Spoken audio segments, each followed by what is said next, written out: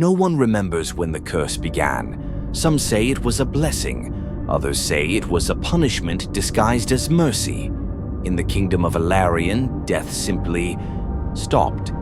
Blades could cut flesh, bones could shatter, fire could burn skin to ash, but no wound ever lasted. A soldier could be pierced through the heart, fall screaming to the ground, and moments later stand up again, breathing, bleeding no more. At first, the kingdom celebrated. Funerals disappeared, graves were abandoned. Parents believed their children would live forever. The priests declared it a miracle. The king called it divine protection. But eternity is not kind to humans. Years passed, then decades, then centuries. People grew old, but never truly died. Their bodies healed, but their minds did not. A farmer crushed beneath a collapsed barn lived on, with his spine healed crooked, pain forever locked into his nerves. A woman burned in a house fire survived, her skin restored, but her screams never stopped echoing in her head. Madness spread quietly. Wars became nightmares without endings. Soldiers hacked each other apart for days. Limbs regenerated. Eyes grew back. Battlefields turned into screaming grounds where warriors begged enemies to stop. There was no victory, only endless suffering. Eventually, people stopped fighting, not because they found peace, but because pain had lost all meaning. The prisons were worse. Criminals could not be executed. Torture never ended. Punishments became eternal sentences. Some prisoners scratched their own faces until bones showed, over and over again, just to feel something different. Others stood still for years, staring at walls, whispering to voices no one else could hear.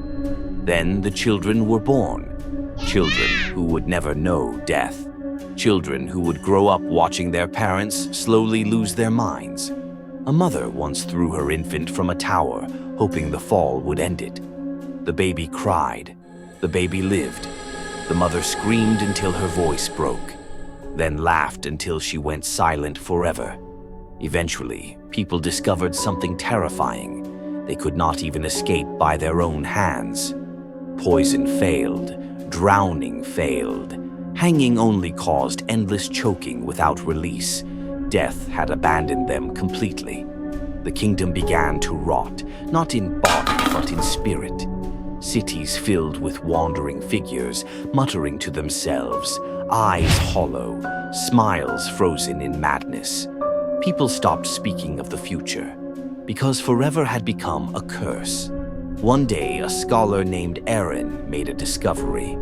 Ancient texts hidden beneath the palace spoke of the truth. The curse was never meant to protect humans. It was meant to punish the gods. Long ago, the gods had feared death itself. So they sealed it away, locking it from the world. But in doing so, they chained humanity to endless existence. Aaron realized something worse. Death was not gone. It was imprisoned, and it was angry. Aaron stood before the king and begged him to listen. "If we do not free death," he said, "this kingdom will suffer forever." The king refused. "Immortality is power," he replied. "We will endure." That night, Aaron acted alone. He descended into the forbidden chamber beneath the capital. There, bound in chains of light and shadow, was death itself. Not a skeleton, not a monster, but a tired, broken figure, weeping. Aaron shattered the chains. Death rose for the first time in centuries. And it did not rage. It whispered, "I am sorry."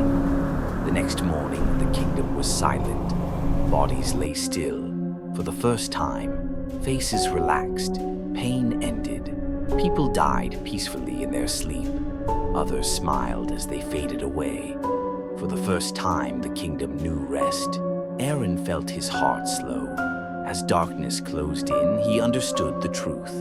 Death was never the enemy. Eternity was. And sometimes, the greatest mercy is an ending.